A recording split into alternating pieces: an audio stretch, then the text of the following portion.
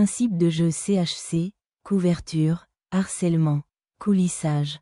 En football, le dispositif CHC est une approche stratégique qui vise à renforcer la possession du ballon et à optimiser l'efficacité défensive d'une équipe de football. Voici une explication détaillée de chaque composante. 1. Couverture objectif. Protéger le ballon et maintenir la possession. Mécanisme. Protection du ballon. Sur la ligne de touche. Les joueurs doivent être en mesure de protéger le ballon des interventions adverses.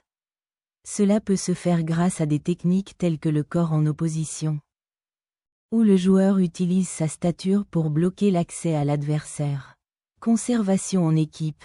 Les coéquipiers doivent se positionner stratégiquement pour offrir des solutions de passe. Cela implique un mouvement constant pour créer des options, en utilisant des techniques telles que le jeu du taureau. Un exercice où un joueur doit protéger le ballon tout en étant encerclé par ses coéquipiers qui tentent de le soutenir en offrant des options de passe. Création d'espace. Les joueurs doivent se déplacer pour créer des triangles, facilitant ainsi les passes courtes et rapides. 2. Harcèlement objectif. Mettre la pression sur le porteur du ballon adverse. Mécanisme. Pressing intelligent. Les joueurs doivent adopter une approche proactive et intelligente face au porteur du ballon. Cela inclut placement stratégique. Anticiper les mouvements de l'adversaire et se placer pour limiter ses options de passe. Marquage intelligent. S'assurer que le joueur en possession est constamment sous pression, en évitant de se laisser prendre par des feintes. Fatigue de l'adversaire. En maintenant une mobilité constante avec des courses en trottinant, les joueurs peuvent fatiguer le porteur du ballon. Cela implique de ne pas se précipiter, mais d'être suffisamment proche pour le forcer à commettre une erreur. 3. Coulissage objectif. Se déplacer en bloc pour contrôler le jeu. Mécanisme.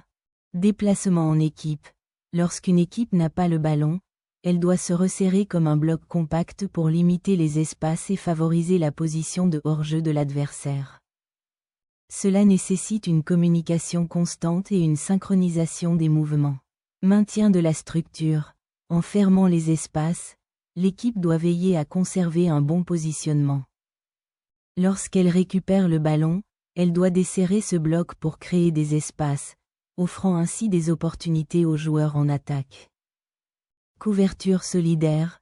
Quand un joueur quitte son poste pour mener une action offensive, les autres doivent couvrir cette zone pour éviter les contre-attaques. Cela implique un sens aigu de la responsabilité collective et une bonne lecture du jeu.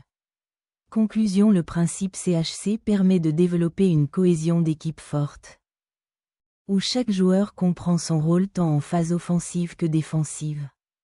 La mise en œuvre de ces stratégies nécessite un entraînement régulier et une communication efficace sur le terrain.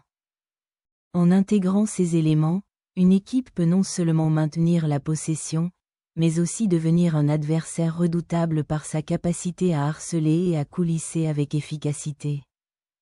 L'objectif final étant d'avoir une efficacité optimale. Nous vous invitons à écouter notre podcast, Instant T, présenté par l'IA. Merci de nous avoir rejoints.